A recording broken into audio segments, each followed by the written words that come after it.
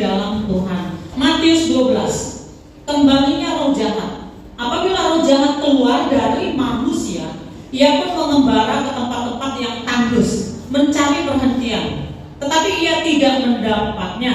Lalu ia berkata, aku akan kembali ke rumah yang telah kutinggalkan itu. Maka pergilah ia dan mendapati rumah itu kosong, bersih tersapu dan rapih teratur. Lalu ia keluar dan mengajak 7 roh lain yang lebih jahat daripadanya. Dan mereka masuk dan berdiam di situ. Maka akhirnya keadaan orang itu lebih buruk daripada keadaannya semula. Demikian juga akan berlaku atas angkatan yang jahat ini. Amin. Baik Bapak Ibu Saudara, ya, kita melihat bahwa roh jahat itu memang ada. Ya, beberapa minggu yang lalu kita pernah belajar ya bagaimana kejatuhan ya malaikat, ya, kejatuhan Lucifer. Nah, keberadaan mereka di dunia ini memang ada, ya, dan keberadaan roh jahat ini di dunia mengganggu dunia dan khususnya mengganggu manusia, mengganggu kehidupan manusia. Dikatakan ya apabila roh jahat keluar dari manusia, jadi artinya roh jahat ini bisa mengganggu di dalam diri manusia.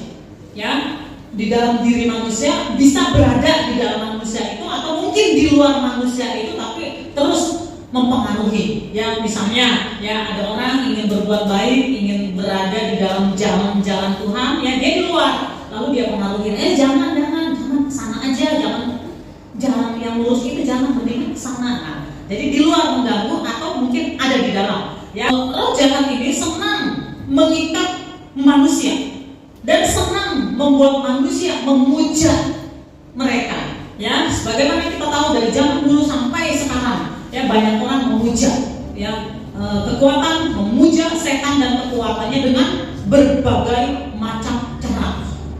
Ya, nah roh jahat ini senangnya mengikat manusia dan senangnya berhubungan dengan manusia, senangnya ada di manusia. Kan jumlah mereka banyak, ya. Kalau mereka cuma ada di pohon-pohon, ya, atau di hutan-hutan yang gak ada manusianya, mereka berada di batu-batu atau di tempat-tempat ya yang tidak ada manusianya, mereka gak suka. Ya, mereka sukanya berhubungan dengan manusia, yang mengikat manusia. Tapi di dalam satu tempat, ya entah di pohon, entah di batu, entah di gua, entah di mana, kalau ada manusia, ya manusia tertentu, ya atau kelompok manusia yang mulai menyembah-nyembah pohon atau batu-batu atau tempat-tempat tertentu, ya mereka senang dan mereka akan betul-betul ada di situ dan memanggil teman-temannya, memanggil kawan untuk berada di tempat tersebut. Kenapa? Karena manusia mulai menyembah-nyembah atau melakukan ritual atau apa. Ya, jadi intinya di sini adalah mereka senang berhubungan dengan manusia. Ya, itu yang pertama. Lalu yang kedua, kita lihat dari nas ini, ya.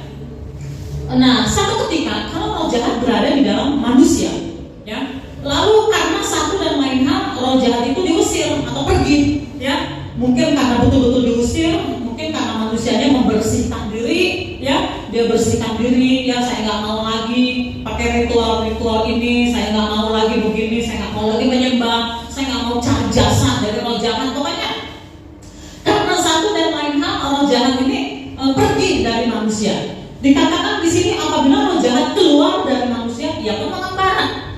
Dia mengembara, ya, dan mencari tempat-tempat yang tandus, mencari perhentian. Tadi saya katakan dia mencari gunung-gunung, mencari goa, mencari sungai, pohon atau tempat-tempat tertentu. Tetapi ya dikatakan ia tidak mendapatkannya, ia tidak mendapatnya. Kenapa?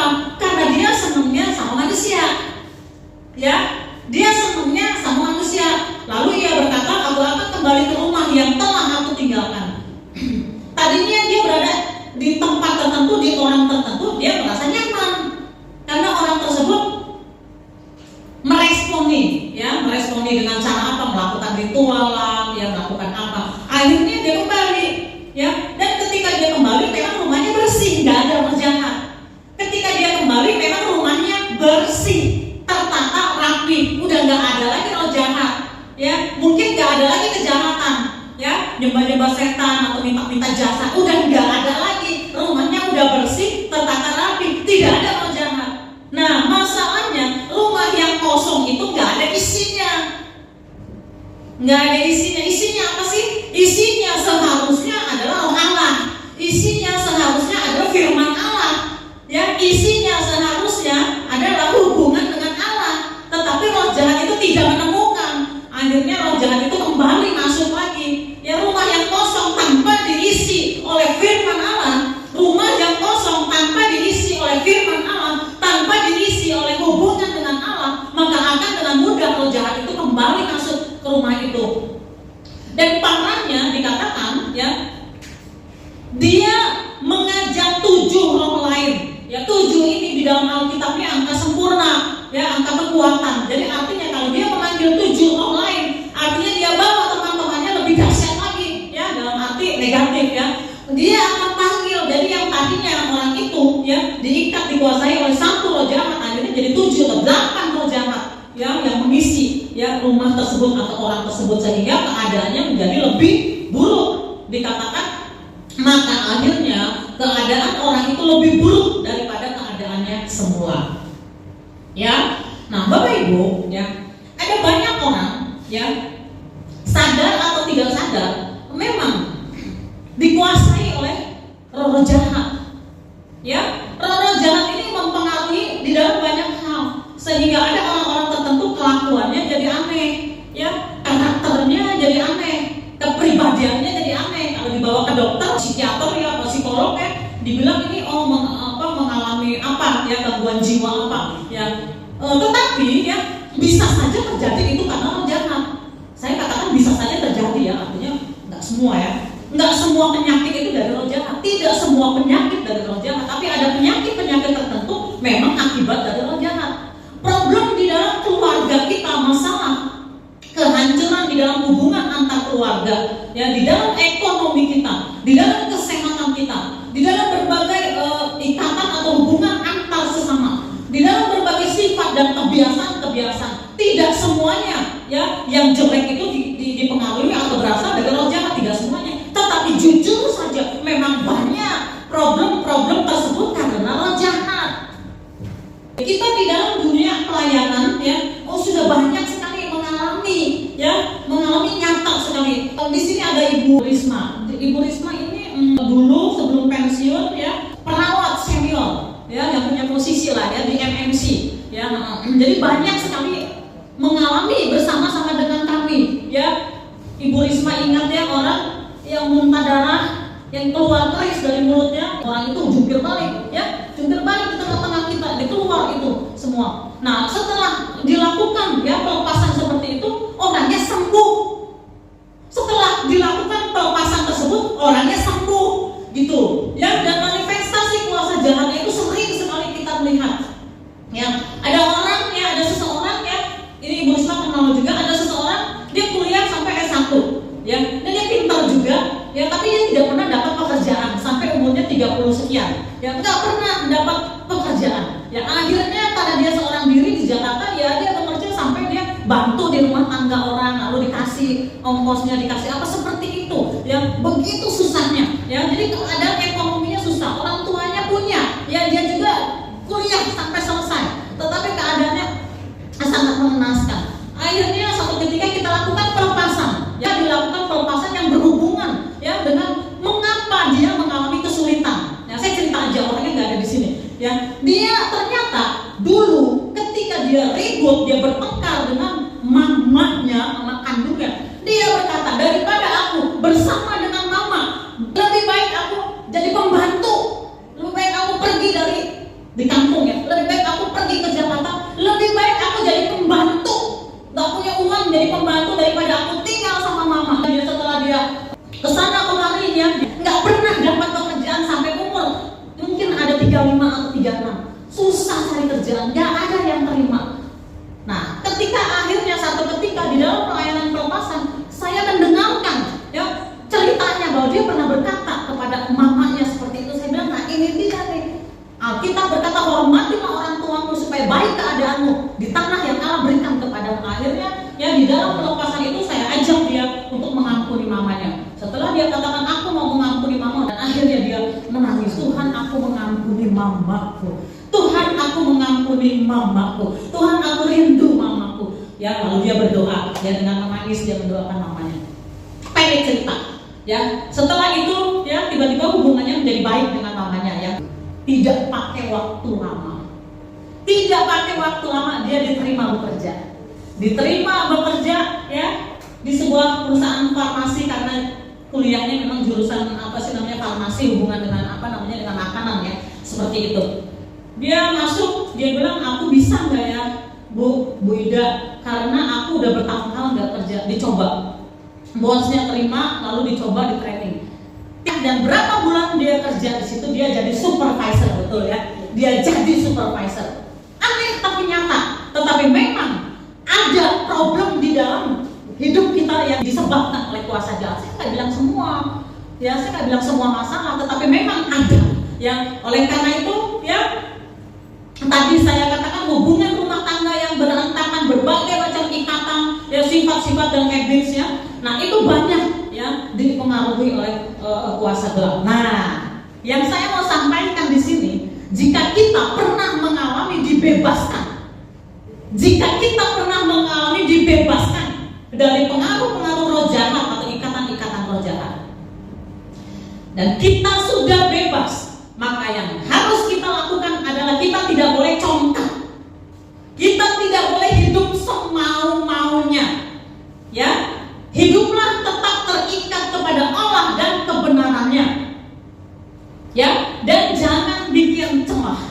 Apabila roh jahat keluar dari manusia, ia pun mengembara ke tempat-tempat yang tandus mencari perhentian.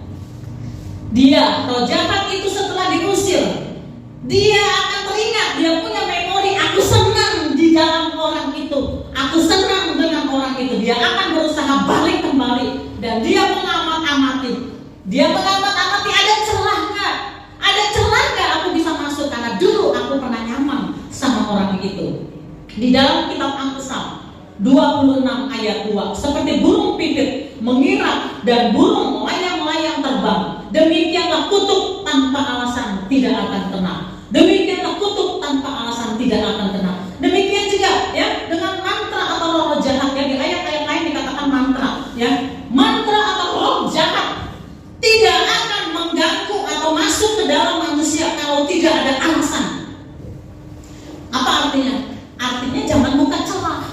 Jadi kalau kita bersyukur, kita sudah pernah dibebaskan dari sesuatu hal, mungkin sifat-sifat atau ikatan-ikatan atau hal-hal lain dibebaskan oleh Tuhan, maka kita harus berjaga-jaga, jangan sampai kita buka celah. Tetaplah rendah hati,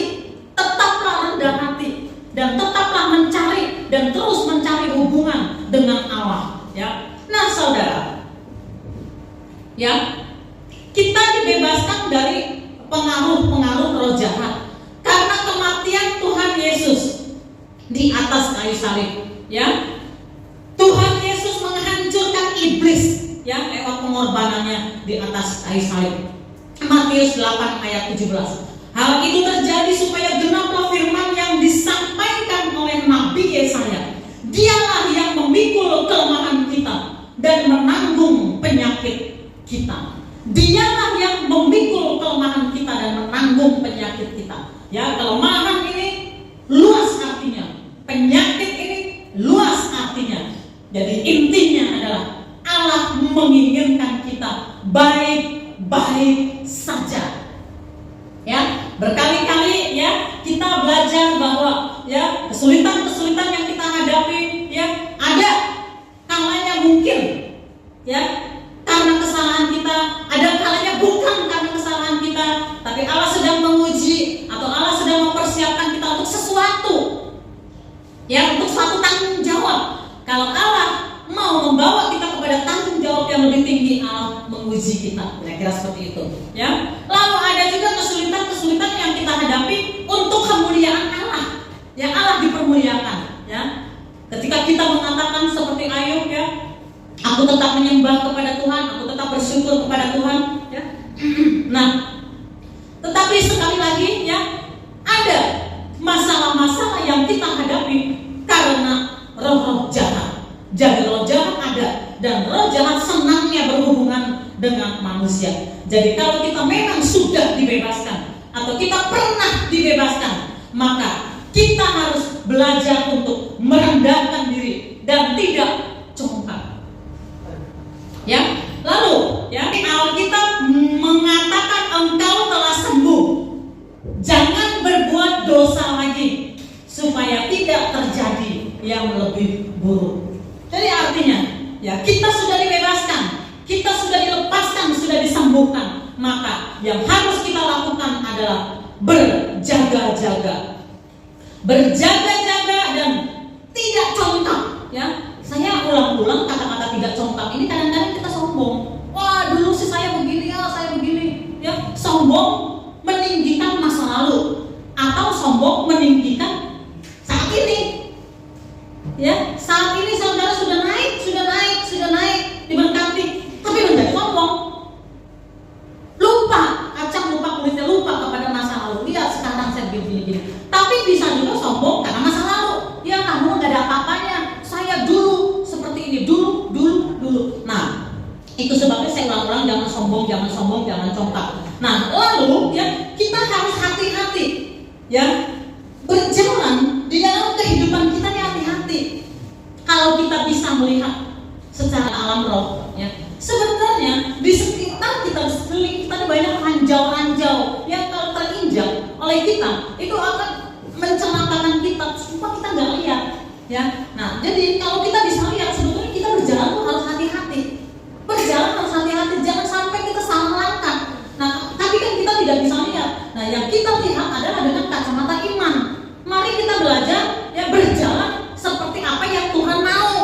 Ya, tadi saya katakan pertama hubungan dengan Allah seperti apa? Hubungan dengan Allah seperti apa? Lalu kita lihat apakah diri kita ini kosong atau tidak. Kita isi dengan firman Allah, kita penuhi dengan firman Allah. Ya, firman Allah ini ya diurapi oleh Roh Kudus membuat kita berhati-hati melangkah. Ya, sehingga jalan kita selamat. Kan judul khotbah kita aman di dalam Tuhan. Jalan kita akan aman. Kenapa? Karena kita dipimpin. Tetapi kalau roh jahat melihat di dalam diri kita tidak ada firman, dan terlebih lagi di dalam diri kita ada celah. Ya, sakit hati lah, kemarahan lah, kepahitan lah, dosa lah, ya apalah. Ya, roh jahat melihat ada celah. Maka celah itu membuat roh jahat bisa mengganggu.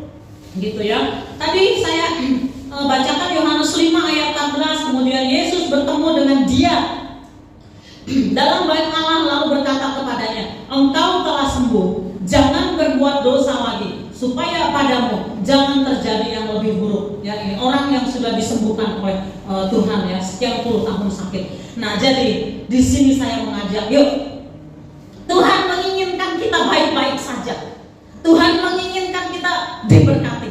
Hanya saja memang ada waktu-waktu Allah mengizinkan kita dalam kesulitan. Ada waktu-waktu Allah mengizinkan kita mengalami mungkin kekurangan, ya, atau bahkan juga mungkin hal-hal lain ya yang mungkin sulit atau tidak enak di dalam kita. Ada waktu-waktu Allah mengizinkan kita ada di dalam penderitaan. Tetapi saya adalah orang yang percaya bahwa Allah tidak menginginkan selama-lamanya kita seperti itu. Amin.